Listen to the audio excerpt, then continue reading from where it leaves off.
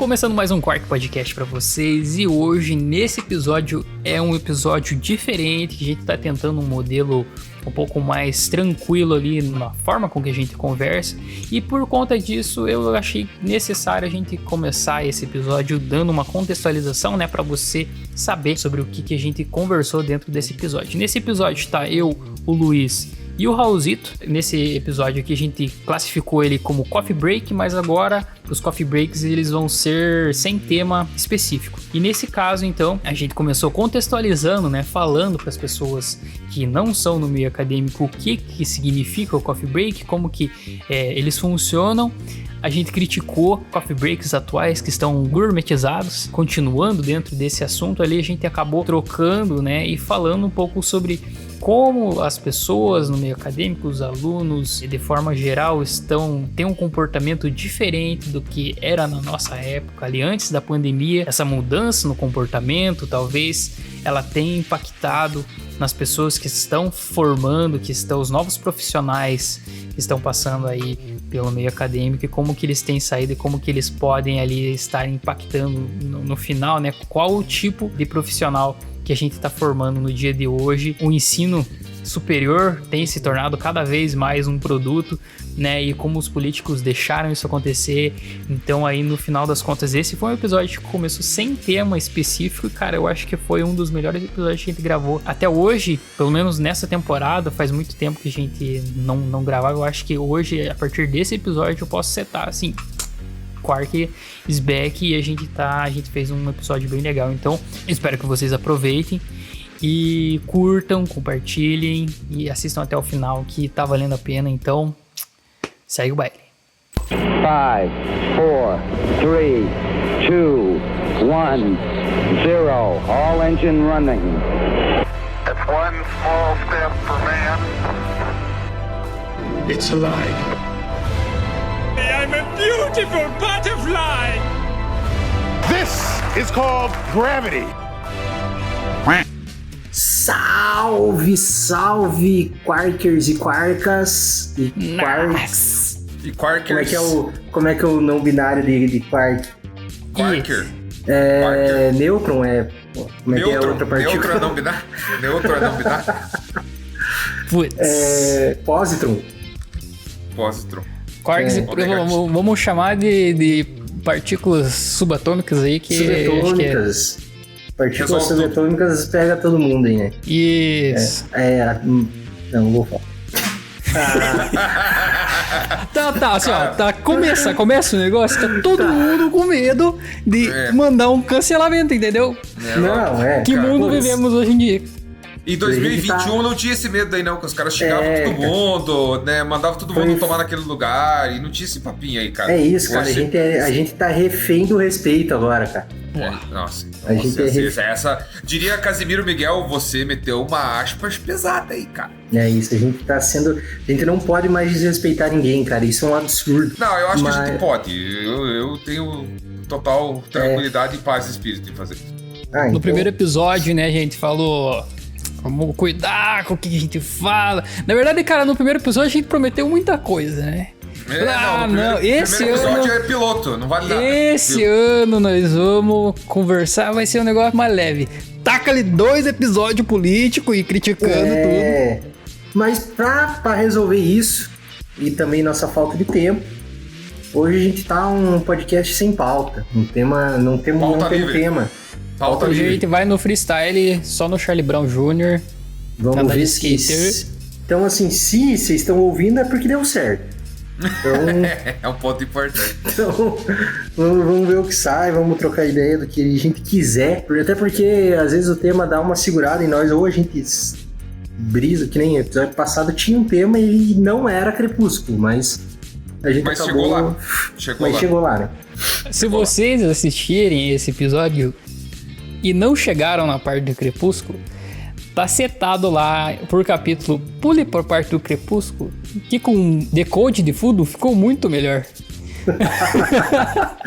Então, assim, se quando a gente tava sobre as rédeas de um tema, a gente chegou em Crepúsculo, eu tenho medo do que pode acontecer. Eu tenho medo do que pode acontecer.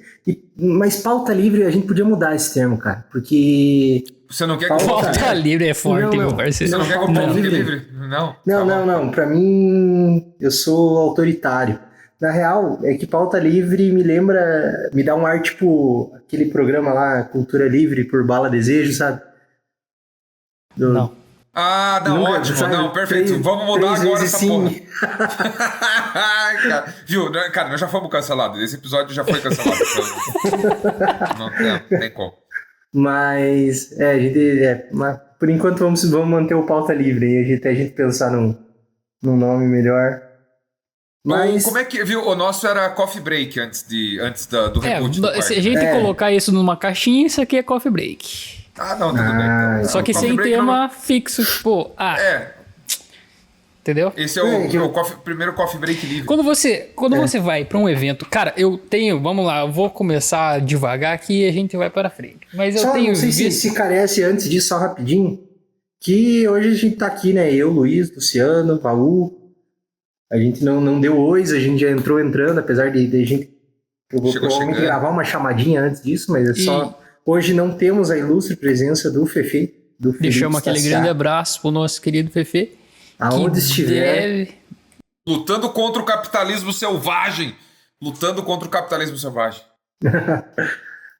Mas agora que eu já te interrompi, pode dar continuidade, Luciano, que você ia falar do Coffee Break. Não, é que assim, só dando uma contextualizada, é que eu tenho observado os números do canal e, no geral, a galera que acompanha a gente é uma galera que 22 mais, entendeu? É a galera que já tá no meio acadêmico, não tem criança por aqui. Tem bastante, meus alunos. Agora teus alunos vão começar a... Então vamos lá, contextualize para os seus alunos como funciona o Coffee Break. Toca a música do Minicurso 2000. Minicurso Telecurso 2000. Telecurso 2000. Né? Acordava 5h30 da manhã para assistir o Telecurso 2000. Basicamente, o Coffee Break ele é um quadro, eu não sei se esse é o termo mais preciso, né, do quarto, onde a gente selecionava temas que talvez não fossem tão científicos assim, para debater, né? Então a gente teve quartos falando sobre cinema, a gente teve quartos falando sobre música. Inclusive o episódio sobre música é muito bom. Vão lá escutar o episódio sobre música, ele é um dos melhores que tem naquela season, da season. Temos que atualizar, porque nossas referências hoje em dia estão mais... Com certeza. Estão mais atualizadas. Sim. E aí a ideia do Coffee Break é justamente a gente fazer uma pausa para o café, literalmente, né? Não falar sobre íons, elétrons e geopolítica global, não necessariamente, mas sim falar sobre temas mais leves, divertidos e contando experiências pessoais. Acho que é uma ótima definição do Coffee Break. A hora que você se aproxima dos Quarkers podcasters aqui. E assim, o nome vem, o Coffee Break, é porque quem aí, contextualizando provavelmente os alunos do Raul, em eventos acadêmicos, congressos e tudo mais, a gente tem o Coffee Break, que é a pausa do lanche, né? Entre palestras, né? Conhecido como vou garantir minha janta e meu café agora, porque eu não vou comer fora. Porque eu gastei tudo em inscrição e passagem de avião. Se eu comer 8 pães aqui, eu não preciso almoçar depois, né? Tipo isso. Mas, cara, o negócio que tem ocorrido em Coffee Break ultimamente é que tá muito gourmet. Eu não sei os eventos que vocês foram ultimamente, mas os que eu fui, falta coxinha, falta pastel, sobra um negocinho assim fino que não dá pra todo mundo, entendeu? Sabe o que eu quero no Coffee Break? Eu quero um pão fatiado, uma fatia de pão cortada em 4 com patê. É isso que eu preciso no Coffee Break. Deixamos aqui a nossa crítica. Eu consigo empilhar 3 ou 4 daquilo lá e eu faço um sanduichinho monstro. Sim. Cara, a gente vai nos coffee, não dá pra encher o copinho com o salgadinho, com o negocinho ali, porque os caras vêm incomodar. Deixa na minha crítica aqui nos Coffee Break atual. Me parece que o Luciano tomou um esporro no último evento que ele tava Não, cara, não é no último. É nos vários últimos eventos que eu tenho ido, a galera tá deixando só... pega um negocinho. Não, mas, cara, o último que eu tive na Federal tava um Coffee Break legal, velho. Tinha salgadinho, tinha... O café tava bizarro, não dava pra tomar. Café não dá. Eu joguei o meu café na grama. Eu joguei meu café na grama. Porque o nome do bagulho é Coffee Break. Se não tiver café bom, já morre aí. O pão de queijo duro é foda. O Luciano que tá cara, no mas se você Politécnico. tacar ele na parede e comer, vai. Agora, o café ruim não tem o que fazer, velho. O Luciano que tá todo dia no Politécnico, se ele for lá na frente do prédio da diretoria lá, do lado do estacionamento vai ter um pedacinho sem grama. que foi quando eu joguei o café, velho. Morreu a grama ali, nunca mais nasceu, velho. Pode crer. Lá eu não vou muito. Talvez não fosse café, né? Talvez não fosse café. Mas tava sendo oferecido como café. É tipo aqueles vídeos do TikTok que a galera faz café de milho, já viram? Nossa, Os caras torram milho pra... né? Não, não. Existe isso, cara? Cara, tem uns malucos doentes na internet, assim, sabe? Meu Deus E pra do céu. tudo, né? Não tem como escapar. Até pra fazer podcast. Até pra fazer podcast de divulgação científica, veja só. É isso. Mas é uma crítica importante. Mas o bom é que se a gente pode criticar é porque estamos participando de eventos científicos. Eu, cara, eu tô entrando na minha recessão agora. Eu tô me afastando de eventos científicos. Eu- Tô pra entregar. Aí, Eu não sei, cara, mas é que vai chegando uma época que ir para evento científico já não tem muita graça. Eu não sei na área de vocês, mas eu tô nessa fase. Eu vou falar, mais um evento, é a mesma coisa, eu vou lá. viu? Só era legal na graduação. Se você for fazer uma Eu não régua, tinha. Aí, ó, vou dar um parênteses Cara, aqui antes, deixa eu te interromper. Na física, a gente não tinha tanto evento de apresentação, tirando os de iniciação científica, CIEP da vida. E, cara, esse app, por exemplo, não é um evento científico. Como deveria. Porque cara. o que eu entendo como evento científico é para ser um evento da comunidade científica, trocar figurinha, conhecer gente. Isso tá. acontece. No CIEP, dificilmente vai isso É um negócio rolava, mais assim. de burocracia ali pra finalizar alguma coisa. Mas, pra cara, eu entregar sinto, relatório. agora que eu tô mais, não muito, mas um pouco mais maduro academicamente, pelo menos os eventos que eu participei, assim, tipo, principalmente aquela sessão de banner, cara, tem, coisas muito... cara, eu não sei, não vou dizer que ruim, mas parece que a gente deu uma regredida na profundidade das pesquisas, assim, você vai se destacar uma coisa ou outra. Eu não vou militar, dar aquela carteirada política e coisa nada e tal agora, mas... É que muitos processos seletivos de mestrado, né? Vamos pegar a galera de graduação que vai para apresentar nesses eventos, né? Muitos programas de pós-graduação exigem participação em evento e tem gente que farma Isso. apresentação, entendeu? Aí a gente cai naquele assunto de quantidade, qualidade. Isso aí é um rolê que Mas não que eu vamos vejo entrar que nesse clima bad vibes de... Mas é só... Não, porque o meu é que o meu comentário era mais no sentido de diversão do que no sentido de qualidade acadêmica. Porque, cara, as semanas de história da Unicentro, elas eram lendárias, cara. Lendárias. A sexta-feira tinha o churrascão na Acre que ninguém sabia como chegava e nem como ir embora, tá ligado? Era muito bom. não, Só que- para desse jeito. Só que assim, o Luiz tem um ponto que eu acho que é importante, assim, que eu lembro da transição entre graduação e mestrado, que depois eu fiz o mestrado em Irati. E os eventos acadêmicos em Irati, eles eram bem Caxias, assim, cara. Tipo, eles eram de dia, a grande maioria deles era de dia, então... Tipo, né, cara, como é que você vai tomar cerveja às 10 horas da manhã? Fica um pouco difícil. Cara, eu acho que isso vai muito de departamento, né, Graduação, cara? beleza. Graduação, Sim. beleza. Mas, cara, no mestrado não tinha como, velho. Tipo, Vai muito de departamento isso daí, eu acho. Porque aqui a galera da física tem muito mais evento recorrente, assim, pra galera da graduação participar, entendeu? Até pra galera ter mais contato. Lá no Unicentro, acho que eu apresentei um pôster, que foi só porque eu tinha o podcast da graduação, que eu apresentei, tá ligado? E eu fui apresentar depois pôster, cara. Não, acho que eu apresentei em inglês antes, oral, e depois eu apresentei pôster. E pôster é muito mais legal, eu achei, assim, sabe? Tipo, você tem mais contato. Aquela parada que eu acho que talvez o Luiz ia falar, de você tem um network ali, uma conversa, discutir. no pôster, É no pôster, cara, porque não... Não, só que, cara, os últimos eventos que eu participei, os 2 últimos que eu tive algum tipo de apresentação, é que o último foi oral, mas o penúltimo foi pôster, cara, a sessão de pôster tava amontoada. Então, assim, apesar de ser o lugar para fazer o networking, mano, você tava falando com o outro no teu cangote, assim, então Isso é eu tava foda, cara. Isso é um confortável. negócio que pra galera que vai organizar evento e tá acompanhando esse episódio já fica ligado, porque o espaço é muito Mas eu importante, cara. O entendo distanciamento que é isso, entre um cara. pôster e outro ali, cara.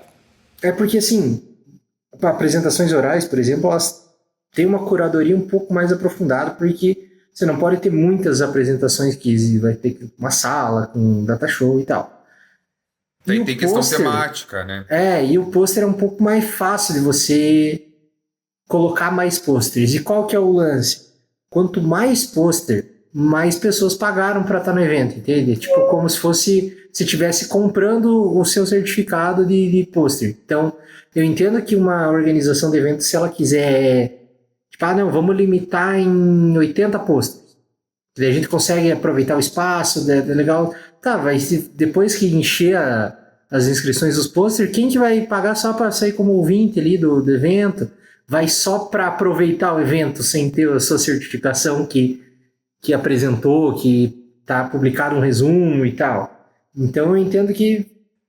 se não tem aquele acadêmico desesperado para bater a carga horária no último ano de curso, você não tem evento daí, né? Então eu entendo que eles precisam ter bastante pôster para ter bastante verba para fazer o evento e ter público, mas acaba geralmente amontoando muito, daí é quase uma speedrun, assim, você tem que correr para apresentar e para não amontoar a gente, e um pôster que seja mais legal que os outros acumula todo mundo ali, e daí atravanca a fila, ninguém anda, porque isso que eu participei era quase uma feira de ciências, assim, era uma filinha que você ia andando com os pôsteres pros lados, assim, não tinha muito Já espaço. avaliaram pôster?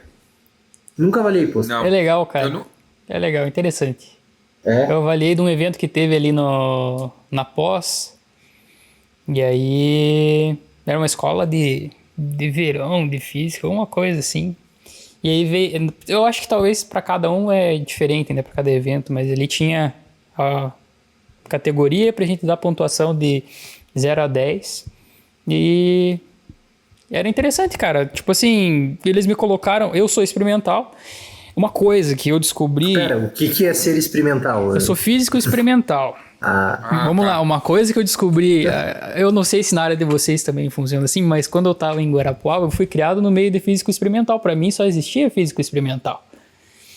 E aí... na minha área tem pouco físico experimental, na real. Não, biólogo que faz tal coisa, biólogo teórico deve existir, vou dar uma simulação. Não, tem. Então... E daí você descobriu um outro universo. Essa segmentação assim da física, eu fui descobrir na hora que eu entrei no doutorado, porque eu fui criado no meio de experimental. Tanto que eu encontrava artigos de simulação, eu falava, como é que o cara mexeu pra ter esse tipo de medida? Cara, isso é um negócio interessante, mudando de assunto, já que nós não temos tema, cara. Tipo, vocês já pararam pra pensar que às vezes a formação tua, ela foi do jeito que foi porque o curso tem essa característica. Por exemplo, nesse caso do Luciano, tipo, não tinha como você ser um físico teórico. Praticamente, sabe? Porque graças a Deus. no seu curso... Botaram no seu curso. Dentro do seu curso, né, não tinha ninguém atuava nessa área. Então, assim, talvez você fale graças a Deus, mas se você tivesse numa outra graduação em que física se resumia em física teórica, pesquisa de física, talvez você ia ser um físico teórico e ia olhar pros caras e falar, pô, nada a ver esses caras aí tendo um trabalho de fazer um experimento, se eu boto aqui no programa e tenho o mesmo resultado que lá. Entendeu? Tipo... Eu acho que eu ia ter abandonado o curso. Cara, então, eu tenho um exemplo bom em casa, cara, que é a Cariri. Tipo, a Cariri se formou numa universidade e ela é psicóloga, né? Então a maioria dos professores dela eram psicanalistas. Então, as outras áreas da psicologia, eles praticamente não tiveram contato por conta de uma opção acadêmica, tá ligado? Então é uma parada muito densa, assim. E nós, aqui na Unicentro, por exemplo, a gente teve pouquíssimo contato, por exemplo, com História do Tempo Presente, que é um tema mais recorrente dentro das discussões atuais. Cara, a própria história cultural era bem negligenciada. Então, tem várias áreas, assim, dentro do campo de pesquisa, cara, que tipo, eu só tive acesso, eu só pude ter acesso, eu só consegui ter acesso fora da universidade. Tipo, em eventos ou na pós-graduação, um pouquinho, né? Tanto no mestrado quanto no doc. Então... Mas quando você chega nesse momento aí, você talvez já tá maduro, formado o suficiente para já tem a tua linha de pesquisa, você já tem a tua mente que você não vai conseguir mudar, sabe? Tipo, agora eu vou ir para outra área, vou virar um Pois é, mas eu fico teórico. pensando que assim, dentro da física, a maioria da galera que vai pra física é porque tem interesse em astronomia. E astronomia é uma parte teórica. Eu fui sedento, com cosmos na cabeça. E ao longo do curso, cara, eu perdi assim esse brilho com astronomia. Eu gosto, acho interessante, eu tenho retomado até esse tipo de interesse porque faz parte do físico entender essas coisas, né? Mas quando eu caio aqui na galera teórica, eles pesquisam coisa de cosmologia e buraco de minhoca, acho que não, buraco negro pelo menos eles fazem pesquisa com isso. E eu falo, cara, mas isso daí é um negócio muito distante pra mim, eu prefiro ir no laboratório e medir, e ver o que acontece. Tipo, que nem assim, aqui na biologia que eu fiz da Unicentro, tipo, sei lá, tem 2 ou 3 professores de zoologia, assim, com vertebrado, com vertebrado, um bicho de osso. Tem um professor só que pesquisa.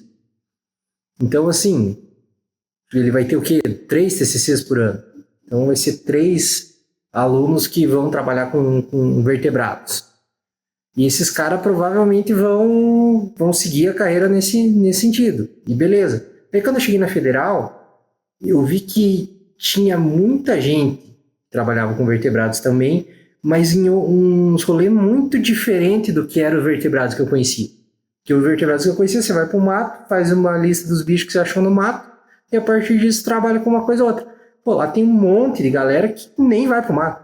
Tem galera que trabalha com o bicho e não põe o pé no mato. Seria talvez um biólogo teórico no caso aí. Ele vai trabalhar com dados já coletados por outras pessoas, vai fazer análises, meta-análises. E muita coisa se avança dentro da tua área de atuação por conta dessa galera que fica ali e tenta, sabe, tipo, pega essa base de dados e dá uma sequência nos estudos ali. Então é importante.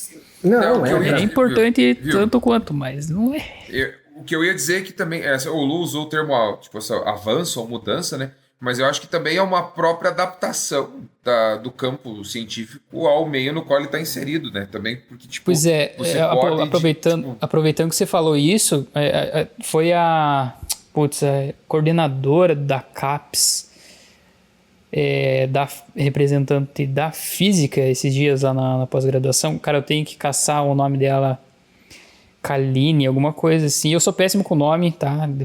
Depois eu dou uma lembrada. Mas assim, a ideia que ela chegou lá é que ela veio com estrutura mostrando o histórico da física dentro do Brasil, né? Então a pesquisa dentro do Brasil, como a gente não tinha muita estrutura, os equipamentos para se fazer física experimental são caros, dentro do Brasil se criaram vários físicos experimentais, vários físicos teóricos, falta físicos experimentais. E a CAPES tem buscado cada vez mais aumentar o número de físico experimental, porque no final das contas, o que vai virar tecnologia, o que vai virar aplicação, está na mão dos físicos experimentais. Então isso que o Raul falou é verdade, é uma questão histórica, que é mais barato você fazer a pesquisa ali abrindo conta na mão, no papel, ou assim, conseguir um processamento maior dentro do computador ali, que seja, do que comprar um equipamento de 2 milhões de reais para medir a resistência mecânica do material. A gente tem um termo dentro da história que é o contexto, né? Tipo, o contexto histórico, ou o espaço de tempo histórico, assim, que é meio que explica isso, assim, né? Do porquê. Vamos pensar, por que tem tanto físico teórico no Brasil entre, sei lá, o final dos anos 90 e início dos anos 2000? Falta de equipamento. Aí você contextualiza a realidade econômica, você pega, por exemplo, verbas que foram liberadas para pesquisas acadêmicas dentro do campo da física, o quanto de grana tem, o quanto custa o equipamento, aquela relação de interesse, procura, demanda, oferta, aquela coisa toda. E aí você tem um contexto, você fala assim, não tem tanto físico experimental, ou não tinha tanto físico experimental por causa desse contexto. É uma leitura de sociedade muito massa de fazer assim, sabe, cara? Sim. Porque cara, quando vocês tocaram nessa parte de tipo, como que teria sido a minha graduação se eu tivesse acesso à pesquisa em quadrinhos desde o primeiro ano, cara? Não sei. Talvez eu tivesse chapado e ido para outra área. Não tem como fazer esse joguinho, sabe? Mas eu acho interessante porque nós... aí, tipo assim, o Luiz comentou, beleza, mas deve você já tá inserido num campo de pesquisa, aquela coisa toda. Mas ainda assim, cara, por exemplo, eu vejo o meu caso. Tipo, eu fiz o mestrado na Unicentro E a Unicentro não tem uma linha de história cultural, por exemplo, para pesquisa de quadrinhos. Eu fui meio que abrindo o mato com uma foice, assim, para tentar me dar E um bem com a martelo na outra mão, né? E o martelo, claro. Não. O Fefe não Toca tá aqui, aí, mas pra o lá. Luiz. Cadê? O Fefe não tá aqui, mas o Luiz fez um comentário pertinente à causa, né? Da nossa revolução. Tá lá. Obrigado. Tem que Obrigado, ser obrigado, aqui, né, obrigado. pesado? Que senão no episódio passado eu fiz feiura. Eu quase tá. usei essa pose pra capa da thumb, mas... Não, é um problema. Não, o episódio ele já ia começar cancelado por outras razões, no caso. E, cara, daí quando eu fui pro doutorado, eu pensei, eu ponderei, porque eu entrei no doutorado no meio da pandemia, e eu pensei assim, cara, eu poderia começar o doutorado lá na UDESC, por exemplo, em Santa Catarina, que tem uma linha de pesquisa mais voltada para a história contemporânea, para a história do tempo presente, algo que dialogasse com um período mais próximo do meu trabalho. Mas eu preferi fazer na UniOeste porque eu queria que o meu trabalho tivesse um debate mais político, aquela coisa toda. Então a gente ainda, mesmo estando atrelado a uma linha de pesquisa, a gente consegue fazer pequenas escolhas para direcionar o trabalho, né? E, cara, vocês que já estão avançados aí também junto, né, nessa corrida, vocês entendem que, o projeto é uma coisa, depois que ele é aprovado ele vira outra coisa, quando você qualifica é outra parada, e aí você vai defender ele é uma outra parada, a versão final vai ficar diferente. Então o trabalho ele é meio que um mutante, assim, né? Ele não tem essa roupagem definitiva. Então eu acho que também que nem eu falei, eu observo isso como uma parte do próprio trâmite acadêmico, sabe? É uma realidade da academia. Mas eu penso assim, porque igual o Luciano entrou na física por causa da astronomia. Eu também entrei na biologia com um interesse, eu pirava muito em inseto, eu queria trabalhar com inseto, achava animal inseto. Tá, daí entrei ali, mesmo eu amando inseto, tinha uma professora que trabalhava com abelhas nativas, abelha e vespa. Não era esses insetos que eu queria outros insetos. Então assim, eu falei, ninguém aqui, talvez eu não possa ir pro lado que eu gosto porque eu não tenho disponível o conhecimento, pessoas com conhecimento nesse campo que eu gosto para me instruir e dar continuidade. Mas a partir do que eu tinha disponível, eu fui criando afinidades. E no começo, no meu caso, não foi nem afinidade. Pintou uma vaga de uma IC com uma professora, como eu não... Para mim, já que não tinha o que eu queria, qualquer coisa estava valendo. Eu acabei caindo no laboratório lá com máquina invertebrada bentônico, que tem uns insetos pelo meio desse grupo ainda. E a partir daí, cara, quando você está meio calor, segundo ano de faculdade, a primeira IC que você pega, você vai achar o máximo. Você vai começar a gostar daquilo. Uhum. Então eu acho que a tua vida acadêmica é muito mais moldada pela primeira IC que você faz, não que você vá manter sempre a mesma coisa, mas a partir daí eu emendei uma IC atrás da outra e fiz um TCC com um negócio que eu nunca imaginei que ia fazer. E daí, só que assim, daí mudei um pouco de área depois, mas a minha formação foi direcionada muito mais por disponibilidade, não que eu tenha feito coisas a contragosto, mas do que por oportunidades do que por vontade, sabe? Mas deixa eu dar o exemplo pessoal, então, cara. As minhas duas primeiras ICs na graduação, na verdade as 3 ICs que eu fiz, foi sobre soja. História ambiental, tá ligado? Eu pesquisava. Cara, um negócio totalmente nada a ver com o meu campo, mas por quê? Oferta, demanda e necessidade. Era a IC que tinha bolsa, era o orientador que era gente boa, era o orientador que, trocava ideia, que ajudava a gente na época de graduação, então acabou virando, assim.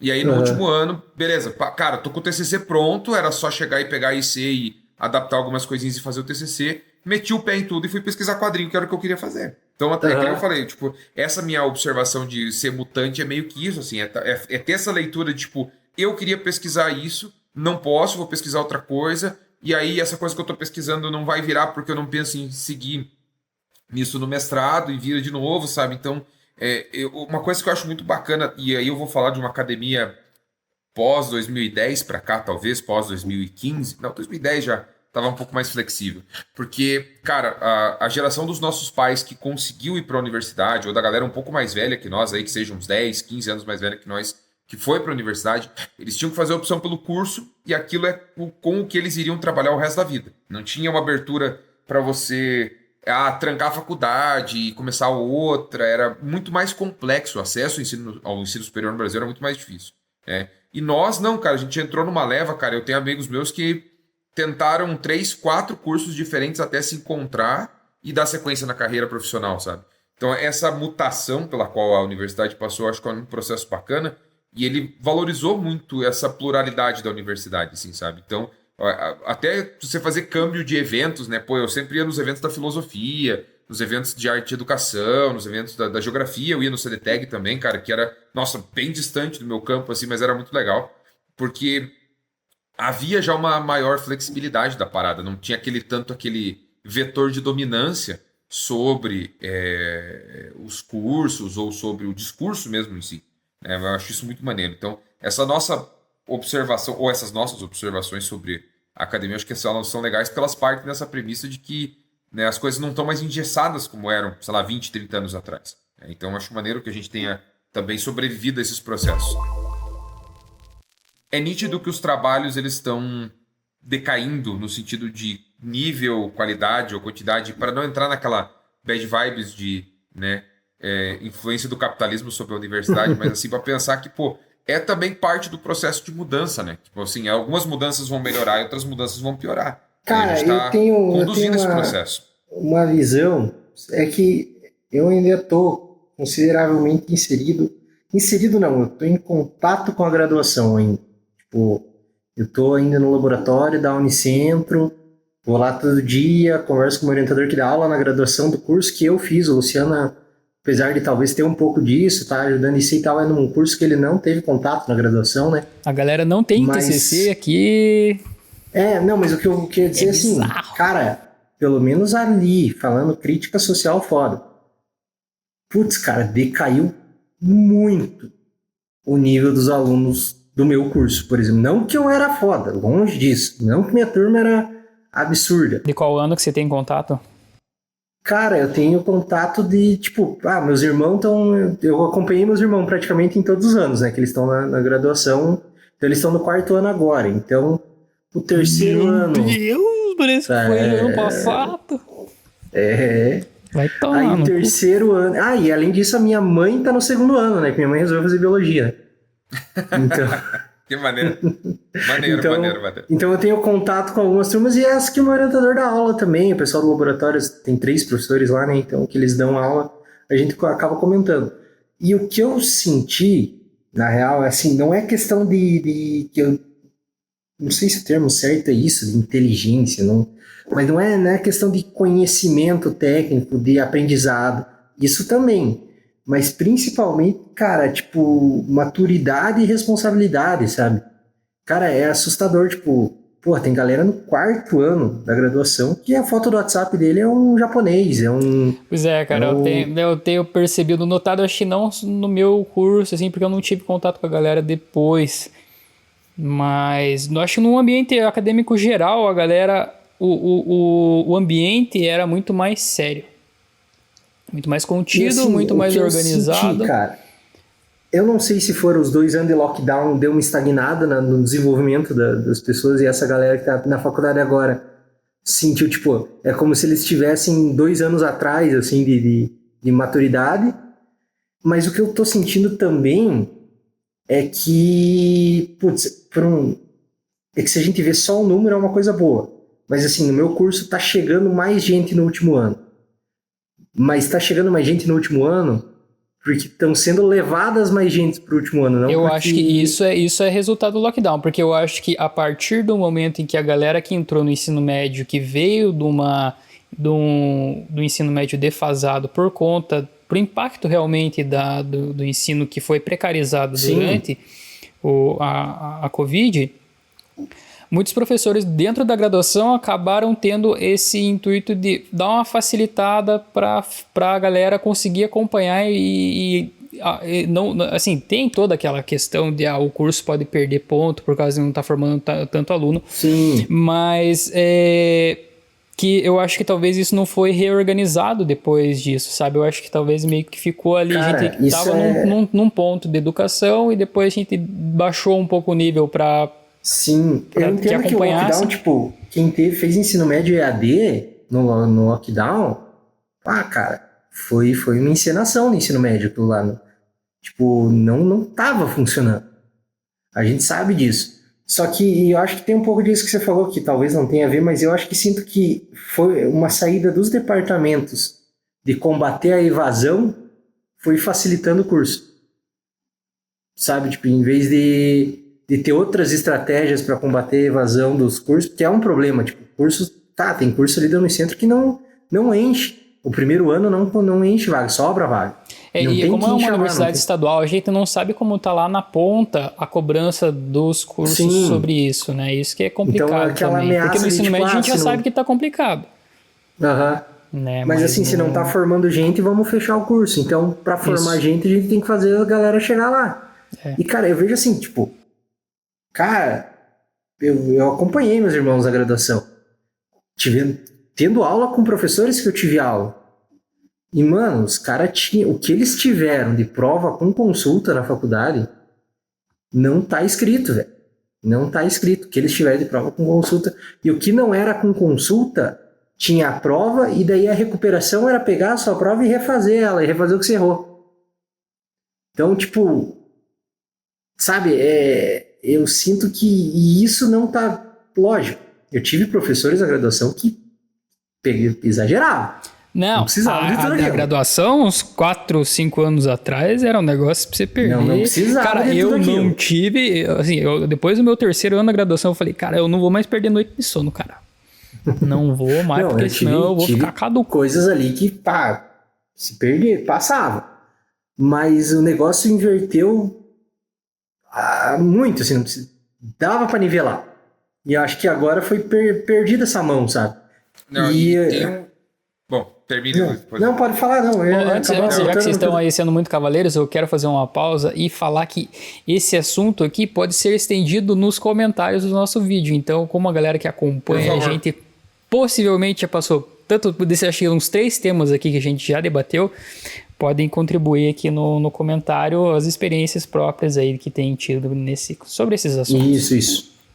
E eu só ia dizer assim, que estando na sala de aula enquanto professor agora, eu tenho uma visão até um pouco mais pessimista, talvez, da coisa, porque, cara, as turmas que tiveram o ensino médio na pandemia e que ainda tinham um direcionamento de tipo, cara, beleza, a gente tá em casa, a gente precisa estudar, que tem vestibular, vai ter ENEM, aquela coisa toda, ainda foram.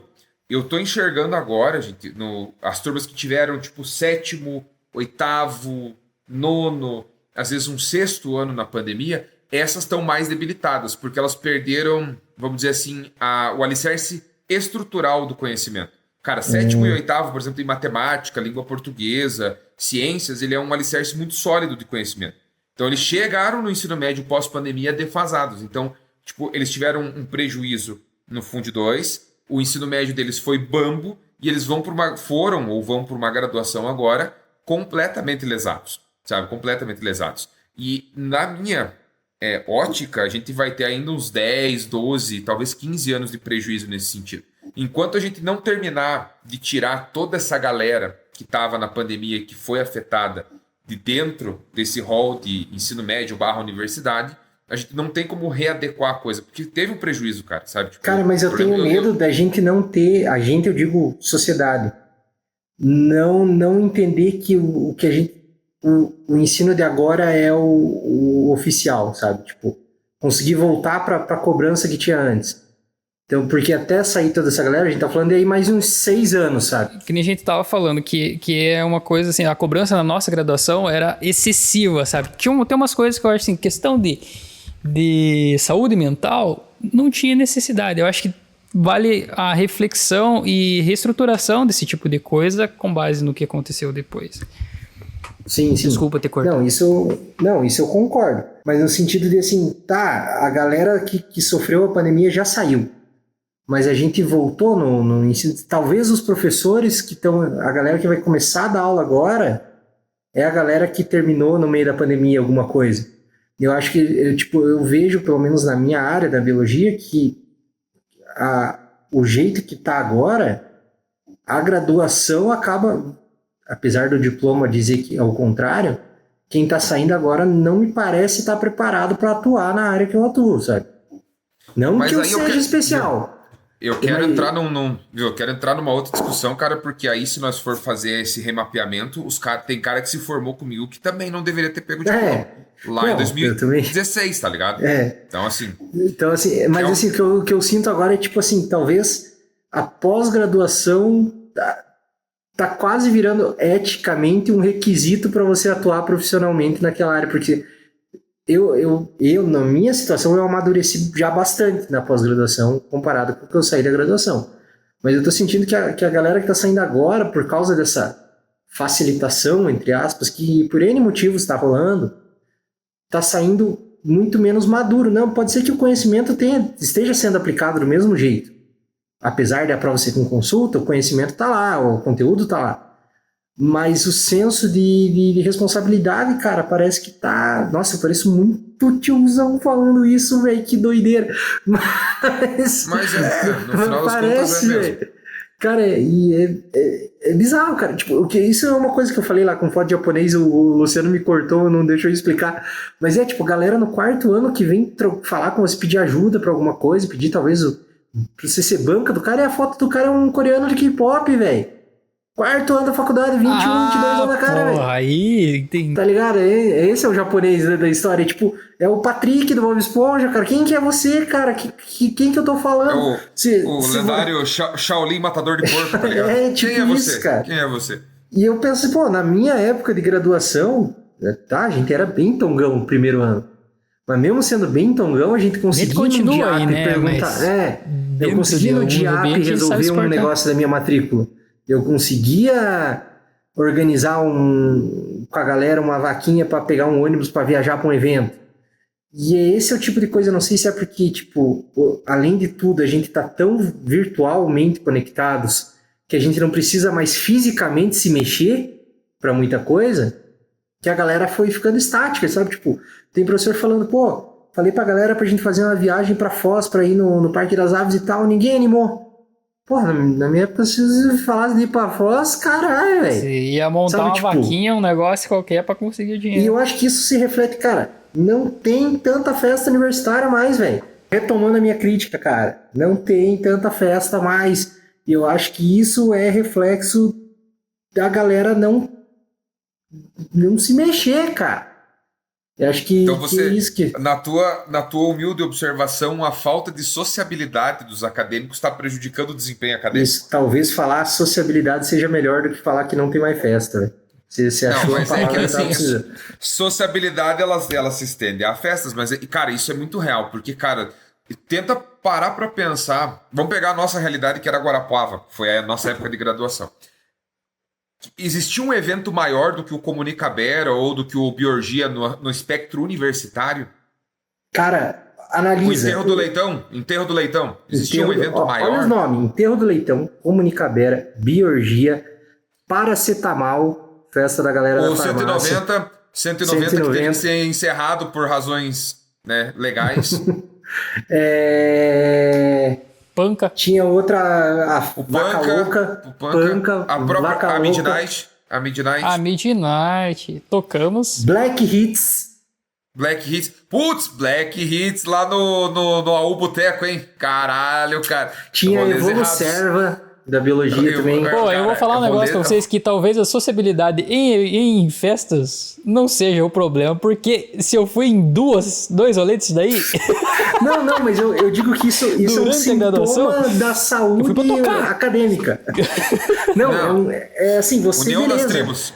Mas você entende que... Nossa, não era união, era encontro das tribos. Encontro das tribos, obrigado. Mas assim, o que eu vejo isso é um sintoma de como a vida universitária está estagnada.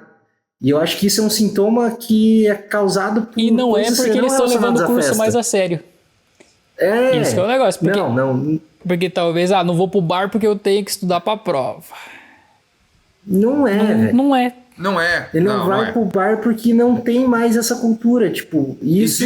Luiz, existe um termo técnico, científico, histórico para definir, assim, que é o cabaço. É o nome disso. O cabaço.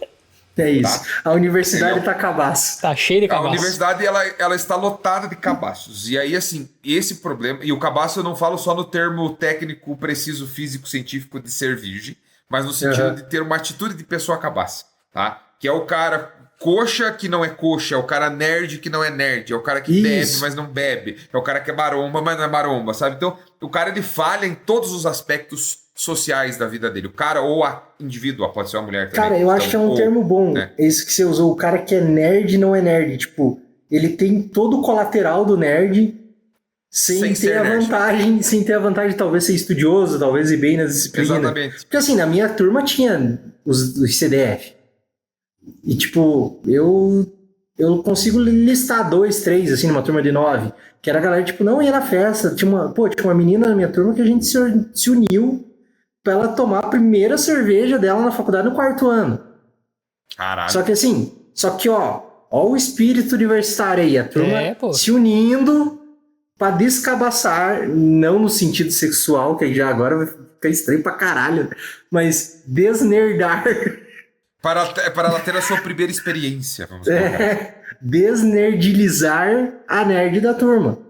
Isso é um bagulho que, tipo, eu acho que a galera tá apática, na real. Acho que isso é uma coisa mais substituta assim, pro cabaço, sabe? E eu também tenho adendos a fazer, porque assim, cara, na nossa turma tinha uma galera mais velha que trabalhava o dia inteiro e ia pro bar tomar cerveja. Tinha a galera que não fazia porra nenhuma da vida e não ia, porque sabe Deus por quê, né? Então, assim, esse público multifacetado, ele é comum nas universidades.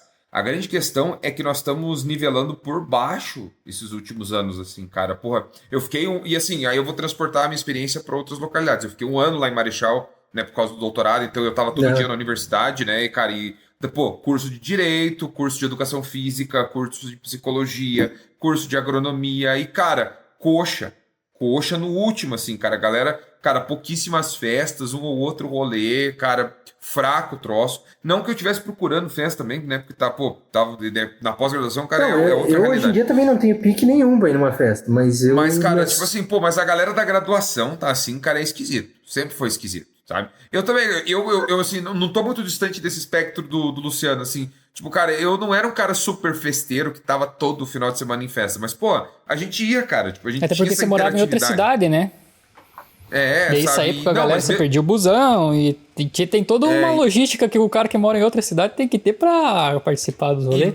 E mesmo quando eu morei em Guarapuava, porque eu fiquei 3 anos da graduação em Guarapuava. Então, assim, tipo, aí a gente, pô, às vezes por causa da grana mais curta ou qualquer coisa nesse sentido, você não ia. Mas, cara, eu acho que tem uma coisa que eu converso com meu irmão.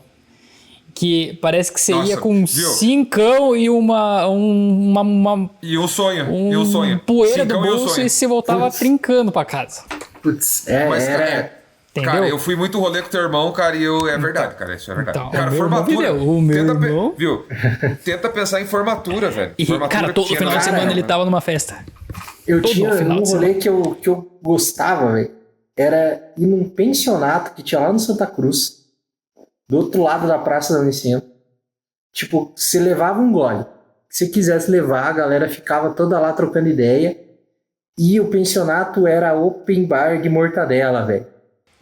Tipo, fazia parte do contrato do pensionato lá, tipo, ele tinha café da manhã, só que o café da manhã era basicamente pão e mortadela. Então tinha estoques absurdos de mortadela naquele pensionato. Galera rotando com mortadela, cara, depois... rolê! Você levava um limão pra caipirinha e pra mortadela, tá ligado? Já tinha que separar... Maravilhoso. E, cara, assim, então a gente ia com pouca grana e aproveitava. Tipo, era um... Vivi a faculdade, e eu sinto que não... Ou eu tô tão por fora disso, e a galera tá fazendo tão no underground que não tá nem divulgando, mas é o que nós falamos, olha a lista de festa grande que a gente lembra, e, cara, hoje em dia, se tem festa, é uma festa de atlética, tá ligado? E só, assim, uma por ano, 2 por uma cervejada da Lobo, que na nossa época, acho que a única que existiu até agora é uma cervejada da Lobo e o Panca lá de vez em quando, sabe? Então, eu acho que isso, cara... Aqui na Federal, a cervejada rola dentro da universidade. Eu já vi isso aí. Eu nunca fui, nunca tive presente, mas as histórias que me contam na semana seguinte do final de semana, tá tendo. Aqui a galera movimenta. Ah, então. Aí tá. Mas É coisa Guarapuava. Guarapuavano tá se prendendo na Curitiba casa é outra assistindo novela coreana e é isso. Talvez E tem um pouco essa pegada dessa new wave, dessa galerinha mais jovem, cara. Tipo, tem a galera K-popper, aí tem a galera dos acampamentos católicos, tem a galera dos retiro, tem... É um Não, mas outro isso movimento. tinha, cara. Pô, na minha época de graduação tinha o GOL, que era o grupo de oração universitária. Então tinha espaço pra eles.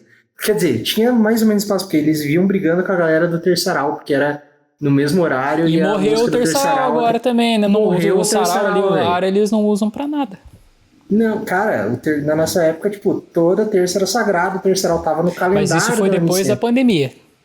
Tudo isso. que morreu o terçaral, né? Eu acho que talvez todos os eventos eles foram morrendo cada vez. Não sei se a galera descobriu que ficar na casa é bom durante a pandemia. Às vezes é um sintoma pós-Covid aí, que a pessoa fica mais caseira. Não sei. Ou o medo, talvez logo depois da pandemia a gente ainda estava assustado com a aproximação social, assim, com o contato físico, e a gente perdeu o time de engatar na realidade que era antes, sabe? Né, para não ser injusto, né, também, porque, nossa, parece que eu falei assim que a universidade agora não presta, né, mas deixa eu fazer uma meia-culpa também. Cara, eu vou falar sobre uma realidade também, a qual eu estou inserido agora, que no ambiente escolar, que é uma quantidade bastante elevada de neurodivergências, né? Então, eu também acho que a gente deveria considerar o impacto disso dentro das graduações. E eu não estou querendo dizer que o neurodivergente ele é mais ou menos inteligente, ou que ele tem mais vantagens ou menos vantagens, qualquer coisa nesse sentido.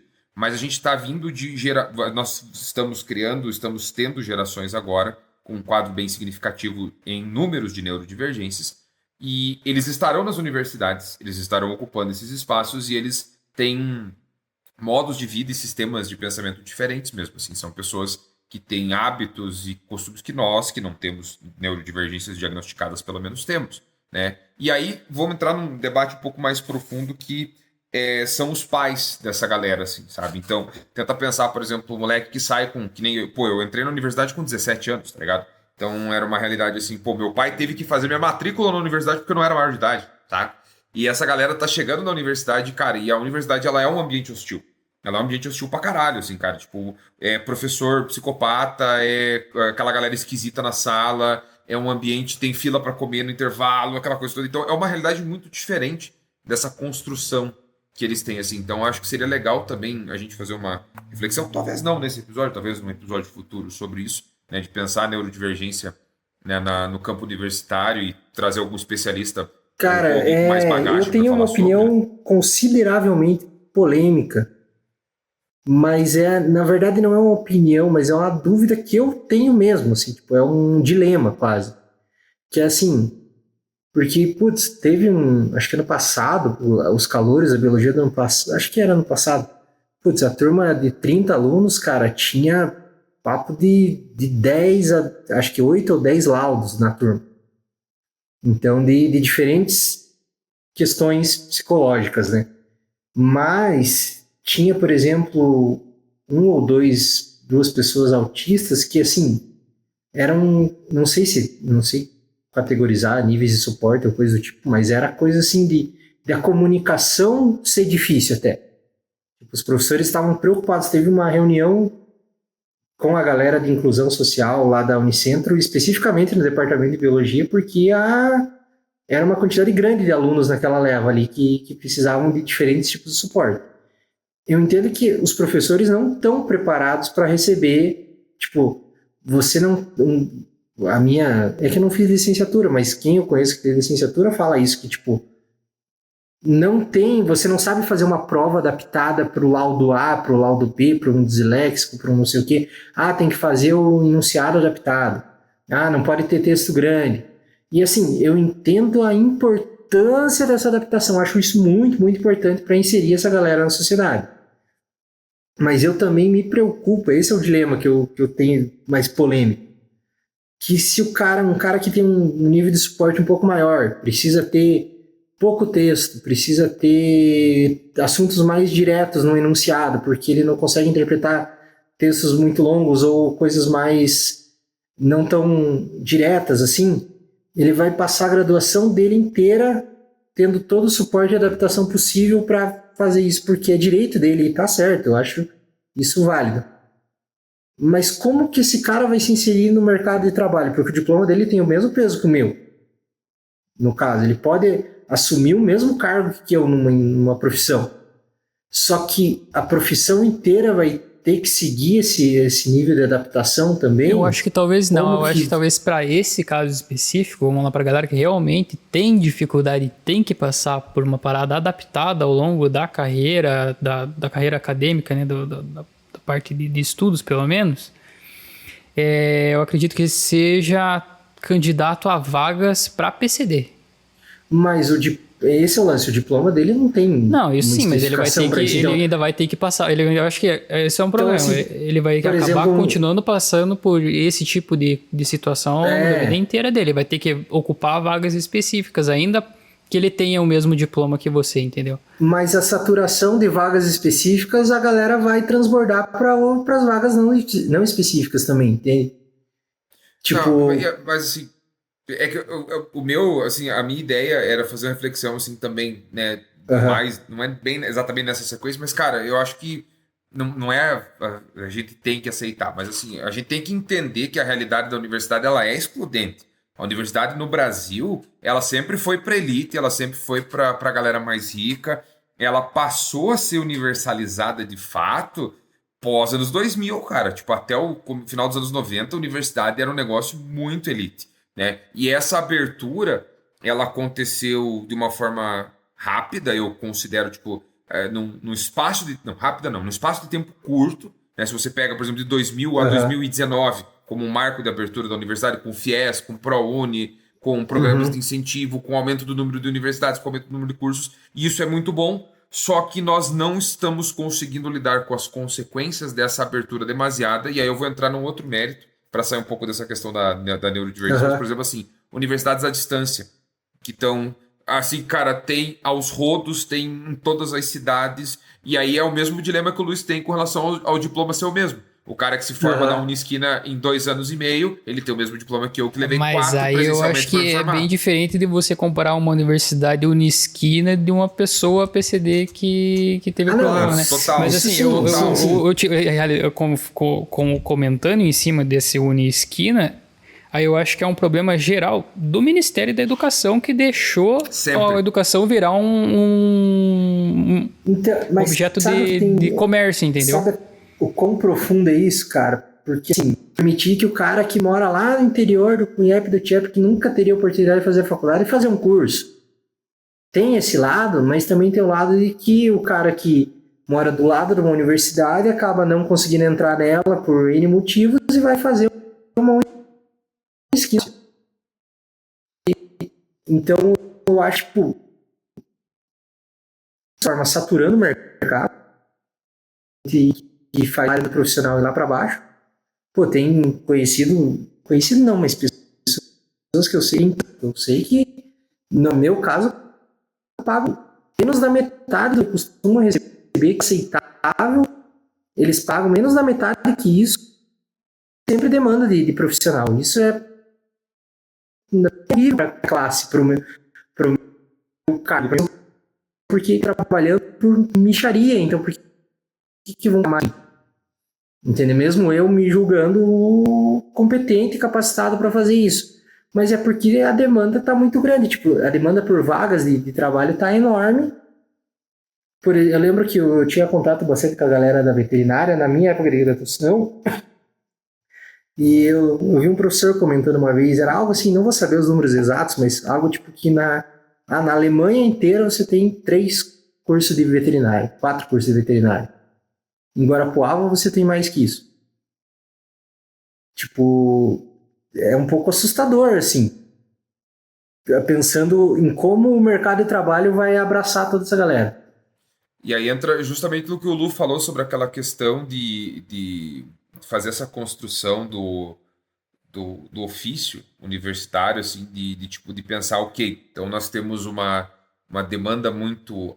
Eu não vou dizer que é uma demanda muito alta, porque a demanda cai conforme o número de funcionários, aí você tem esse desequilíbrio na balança. Então, acho que a gente vai ter que abraçar a noção de que existe um meio termo que nós estamos desregulados, né? Porque a graduação da nossa época ela foi uma coisa, durante a pandemia ela foi outra, aí durante o pós-pandemia ela já virou um outro negócio diferente, né? E nós estamos com esse problema de realidade sobre o mercado. Então, ok, temos muitos profissionais, não vamos nem entrar em mérito de qualidade ou formação, mas o que nem o Lu falou, aí a pós-graduação ela passa a ser meio que um pré-requisito não só ético, mas profissional, para você entender que assim, beleza, como é que eu vou separar o cara que tem diploma da Unicentro, o cara que tem diploma da Unisquina, né, nesse sentido. Pá, mas ó, o cara tem mestrado e doutorado, ó, o cara tem 2, 3 pós-graduação e tem mais 10 anos de experiência. Então, o currículo ele vai ter que ser cada vez mais inflado para você conseguir fazer esse desnível. Hoje, cara, não existe, por exemplo, nos processos seletivos que eu tenho observado e que eu tenho pleiteado aqui no Paraná, principalmente,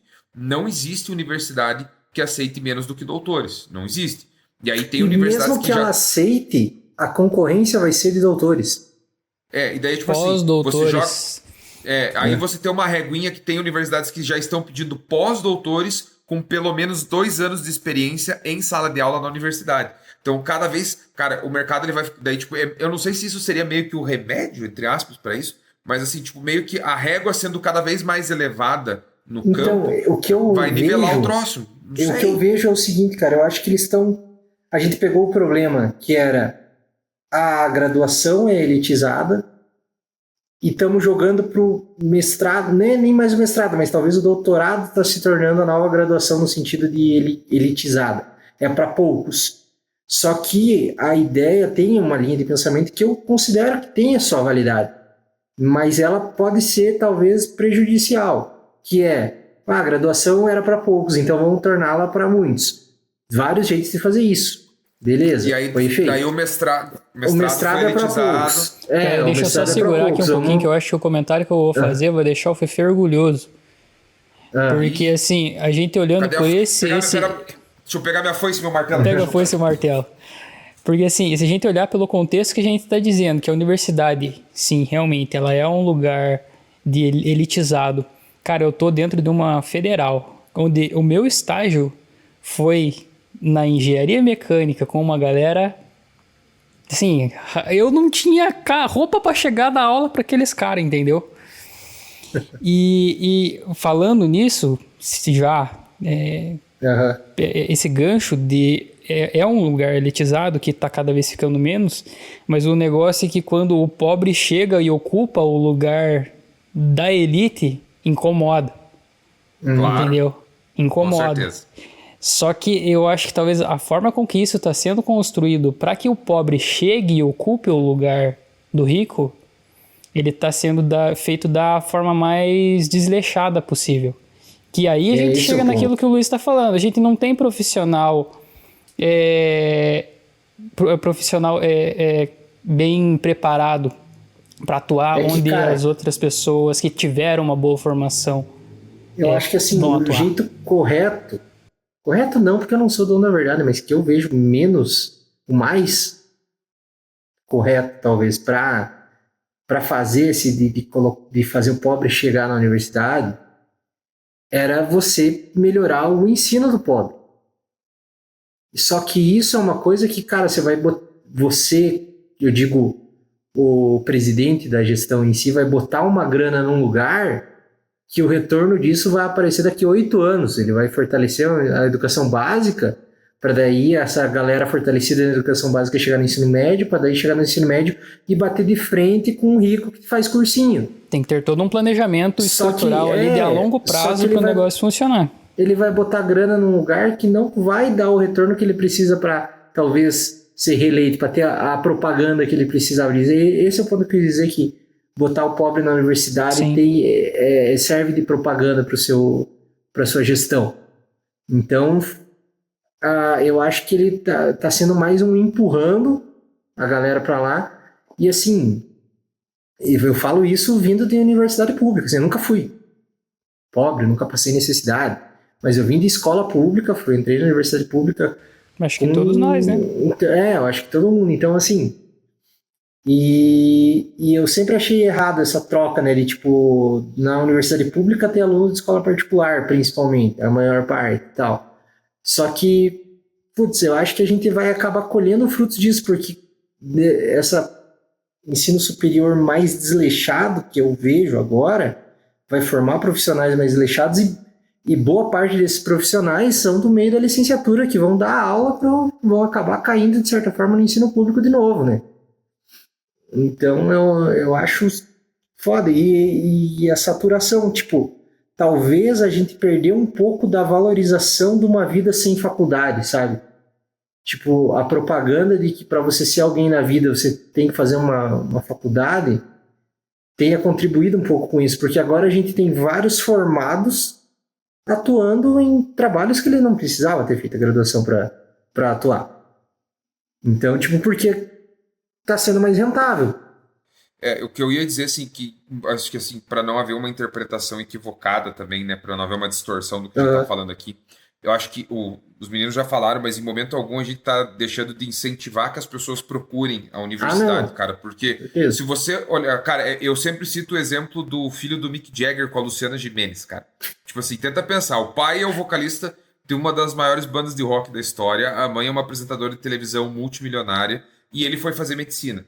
Ele precisa? Não, mas eles têm esse entendimento de que a universidade ela é essa, não só uma conquista, mas ela é um espaço de disputa de poder que ela é o tempo todo esse conflito. Então, assim, nós jamais vamos deixar... Cara, esse podcast, eu não falo do seu berço de nascimento, mas eu falo do momento, desde o momento que eu entrei. Ele é um estímulo, ele é um incentivo para que as pessoas busquem cada vez mais um aprimoramento dentro dos campos da ciência. Todos eles, né? Cara, humanas, e você amadurece muito fazendo uma faculdade, mesmo que você não vá atuar na área depois, você sai uma pessoa totalmente diferente. Mas, assim, o que o Luiz está tentando pontuar, e eu concordo, é que existe vida fora da universidade. Sim, cara, e aí eu tava conversando com um amigo meu, que ele é empresário aqui no município, ele tem uma panificadora e tal, e ele me falou uma parada muito real, que ele falou assim, cara, funcionário bem a boca tem em todo lugar, a rodo, em qualquer campo. Funcionário meia boca tem em todo lugar. Se você chutar uma árvore, cai 10. Cai 10 professor meia boca, cai 10 pedreiro meia boca, cai 10 engenheiro meia boca. Cara, tem toda a área. Aí, o que nós estamos tentando, né, tentando pensar aqui é justamente esse, tá, beleza. Então, como é que a gente vai se sobressair dos meia boca? Como é que a gente vai diferenciar esse espaço de contratação, né? E aí, o mercado ele é injusto, né? O mercado ele é injusto porque o capitalismo é injusto. Sempre foi, sempre será. Tá? Ele é baseado na injustiça social, né? Precisa ter um cara muito pobre para ter um cara rico, entendeu? Ele é baseado, ele é calcado na diferença. Ponto? Ok, ponto. Aí, Fefe, abraço. Aí, a gente precisa desenvolver essa discussão porque, assim, beleza, então, igualar ou trazer para o campo da igualdade, da forma como nós estamos fazendo, também não está resolvendo o problema, né? Porque a gente está formando campos de indivíduos que têm licenciatura, mas estão trabalhando vendendo coisas. Tem indivíduos da licenciatura que estão trabalhando em outras áreas que não necessariamente dialogam, né? Ou enfim. Ou pior, o que para mim é o pior. O cara que fez a licenciatura porque queria só fazer uma faculdade, não consegue emprego no mercado regular, e aí acaba caindo dentro da escola e formando pessoas e alunos horríveis. Sabe? E horríveis no sentido acadêmico, no sentido de não saber ler, não saber escrever, não saber interpretar um texto, não saber dialogar. E aí, cara, eu sou muito pessimista nesse aspecto, porque nós estamos aí lidando com gerações posteriores à nossa, que tem uma dificuldade incrivelmente absurda, sabe? E aí, a gente pode citar os impactos de uso excessivo de telas, a pandemia, uma geração de pais fracos, eu ainda acho que o K-pop nem é um problema, tá? E aí, esses dias eu falei na escola, tive um debate com um 7º ano, e falei para eles assim, que nem todo mundo nasceu para ser pai e mãe.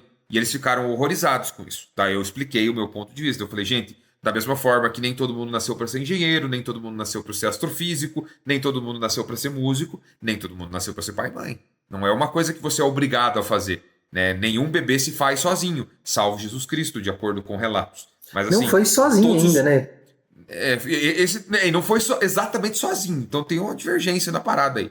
Agora o ponto é, nossas escolhas, igual o Lu falou, igual o Luiz falou, enquanto sociedade, elas criaram esse ambiente, nós estamos lidando com ele agora. Então, as direções que a gente vai ter que dar, e também, de novo, nós, enquanto sociedade, também precisam mudar para resolver esses problemas. Porque se existe um mercado de profissionais meia-boca, foi porque professores universitários deram afrouxada na corda, foi porque teve pandemia, foi porque teve um péssimo processo educacional de ensino médio, ensino fundamental. É uma cadeia estrutural muito significativa.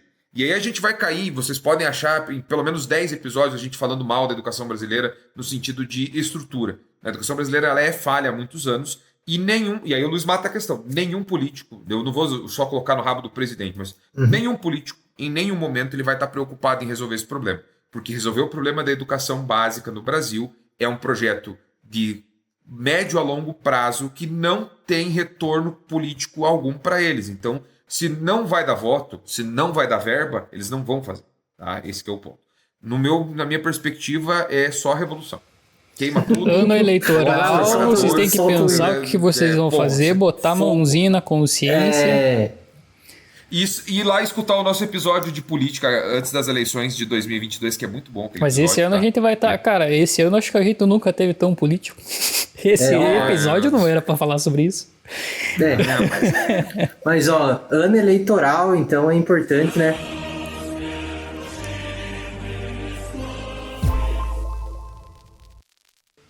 Assim, como a gestão principal, presidente, não é um papel que se constrói, que toca o negócio sozinho, lembre-se que os deputados que vocês vão votar, assim, a boa parte da questão que a gente falou aqui, da educação ter se tornado moeda de negócio no Brasil inteiro, virou um objeto de venda, se deve por conta de deputados que afrouxaram as rédeas aí para que isso acontecesse. A gente tinha um ministro da educação, eu nem lembro o nome que é filho da puta na época do Bolsonaro, que ele tava nem aí e facilitou isso daí pra frente, cara. E assim, não vou passar, filho da puta, não vou passar pano pra gestão do Lula. Ele era engenheiro, tá? Ele não era nem da área das licenciaturas. Então, como é que você coloca um cara que não é professor? Eu não vou passar pano pra gestão do Lula também, né? Que poderia ter sido revertido isso daí, mas continuou da mesma forma. Então, assim, vamos reparar que não vamos jogar com o time quando vocês forem votar esse ano, entendeu? Veja cara, assim, a gente fala tanto de o Caneta Azul foi na Jovem Pan hoje e falou, não tinha proposta nenhuma, cara. Ele foi lá se lançar como pré-candidato a deputado e não tinha proposta nenhuma. Caneta Azul lá, o Caneta Azul, Azul Caneta. Cara, e daí o mais louco, quem tava entrevistando ele era o Regis Tadeu, do Você Não Conhece Manowar, tá? Que era o mais louco. E aí a hora que o Caneta Azul falou que ele não tinha projeto, o Regis Tadeu surtou e queria ir embora da entrevista. Ele falou, não é possível isso. Sim, assim, mano. Ele olhou pro cara e falou assim, você sabe o que um deputado faz? Quais são as atribuições do deputado? E ele, caneta azul, assim, caneta, sabe, tá ligado? Então tipo assim, cara... Eu sou uma pessoa de boa, a gente fala tanto de universidade e é um exercício legal. Você tem o teu candidato e fala, pô, eu vou votar no fulano. Dá uma olhada não só no que ele fez ou o que ele fala que vai fazer. Dá uma olhada no currículo do cara, na vida não só profissional, mas acadêmica. Aproveitando, só te segurando, aproveitando que esse ano tem inteligência artificial e muita gente coloca muita fé, confia cegamente na inteligência artificial. Eu acho que vale a pena consultar a inteligência artificial para ver o que ela fala sobre o teu candidato na questão de... Assim, porque eu acho que eu acho que ela não vai ser muito puxar sardinha para lado até onde mas assim, como eu falei, cara, que assim, mesmo você não atuando na área depois da sua universidade, tipo, a universidade amadurece muita pessoa, te bota em contato com realidades diferentes. Então, para mim, se torna algo relevante pensar se, cara, teve uma vivência universitária, pensando que eu vivo ainda no meio universitário. Acho que de nós aqui o Raul é o que está um pouco mais afastado disso, de depender da academia para pagar as contas, mas está no meio da educação, então não está tão distante assim. Tipo, eu quero um deputado que, cara, sei lá, era um empresário que nunca teve proximidade com a pesquisa, com a educação. O cara tipo, não teve contato talvez com outras realidades, com diversidade de pessoas que a universidade oferece. Então, será que eu quero dar o meu voto para esse cara? Será que eu não tenho candidatos que tenham visões parecidas com a dele, mesmo que se eu gostar muito da visão dele, mas que tenham uma formação acadêmica, mesmo que não seja exatamente na área, que seja alguma coisa mais política, mas que o cara tenha alguma formação, já mostra que o cara estudou, ele foi atrás, ele teve uma vivência de leitura e tudo mais. Então, eu acho que é uma régua legal para a gente escolher político, é ter essa... Não que isso seja a regra, né? Mas você pensar, tipo, pô, eu vou votar num cara que vai me representar e esse cara tem uma escolaridade mais baixa que a minha. No meu caso, que já fiz uma graduação, mesmo que seja outra área, pô, caneta azul, velho. Como é que esse cara, sabe, tipo, a gente botou um Eu acho que não entra lá, nem mano. muito em formação acadêmica. Eu acho que se o cara veio construindo uma carreira, eu acho que no mínimo ele deve ter construído alguma coisa dentro da área política, que ele tenha feito alguma coisa que preste. Porque a gente tem um filho de um suposto ex-presidente que vai se candidatar à presidência, mas se você for olhar a todo o histórico dele de deputado, você vai ver que ele não trabalhou em função do que ele diz que ele defende. Assim como o pai dele era. Entendeu? Então isso é coisa básica, cara. É só você ir lá e ver o histórico político daquela pessoa antes de você dar uma chance pra ela concorrer a cargo de mais tá tão zoada, representatividade. velho, que o cara, às vezes você usar como base, tipo, ele foi deputado tantos anos. Pô, Tiririca é deputado, tá ligado? Então, Mas, mas dá pra gente, a gente consegue pegar um histórico de coisas que ele fez, é isso que eu tô dizendo. Sim, mas se assim, pegar a atuação dele na área política pra ver se presta. Você vai demandar uma energia e tal, pra ver no que ele votou, qual foi a posição dele. São 4 anos que o cara vai ficar lá, né, cara? Acho que a galera tem Vocês são muito otimistas, vocês são muito isso que eu tô... Tipo, eu fiz isso. Vocês estão lidando com uma realidade que é muito ficcional, tipo, cara. As pessoas... Elas nem pensam na hora de votar, cara. Não, é isso que eu tô falando. Eu não vou ser hipócrita a ponto de falar pra alguém fazer isso, porque eu nunca fui atrás de saber quantos projetos fulano que eu vou votar aprovou. Sabe? Não vamos além, cara. Vamos pegar o debate recorrente na sociedade atual, que é a transformação da escala 6x1 na 5x2 para as linhas mais práticas de trabalhos formais aí, né? Para diminuir a carga de trabalho e sem diminuir o salário. Cara, me contem, assim... Quantos deputados trabalham 6x1? Quantos deputados trabalham 5x2? Eles não trabalham, eles nunca trabalharam nessa escala. E são eles que estão decidindo isso, sabe? É um negócio que é surreal. E aí vem maluco que o cara trabalha 7x0 defender, não, mas tem que manter 6x1, a autonomia do trabalhador, que o cara decide, ele negocia com o patrão, não sei o que. Eu falei, porra, cara, as pessoas não têm consciência, as pessoas não têm esse tipo de assunto que afeta, é que todo assunto afeta diretamente a sociedade. Mas eu acho que a gente tem que ter um modelo de governo em que tudo é votado. Cadê o solta o hino aí? Tudo tem que ser votado por quem vai ser diretamente afetado. Pelo povo! Pelo povo, pelos trabalhadores, entendeu? Cara, seguinte, peraí. Cara, eu vou morfar vou morfar e vou virar um porquinho vermelho episódio, cara. Meu Deus do céu. A gente consegue, a gente teve o avanço de poder fazer uma assinatura pelo GovBR. Faz uma enquete do Gov. Você entra lá no aplicativo do Gov e tem aqui, ó. Vamos votar essas coisas aqui, ó. Você tem 3 tópicos aqui hoje que você pode votar. Votou logado no Gov? Beleza. Tá, acabou. CPF e assinatura digital. Acabou. Você aqui, ó, você é a favor ou é contra isso? População vota. O que a população quis? É a favor de diminuir a escala? Tchau e benção, diminuir uma escala. Vapo, vamos fazer igual Big Brother. Cortava um monte de cargo, né, velho? E salário ridículo. Era só contratar a galera da TI, velho. Despesa pra mexer nos aplicativos, não precisava ter mais. Era só o presidente, um tesoureiro e os caras da TI. Ciência da computação ali, ó. Fechou. Tava resolvido, cara. E aí, cara, daí dizem... Agora, por exemplo, tem uma jovem figura política que eu admiro demais, que é o Jones Emanuel, cara.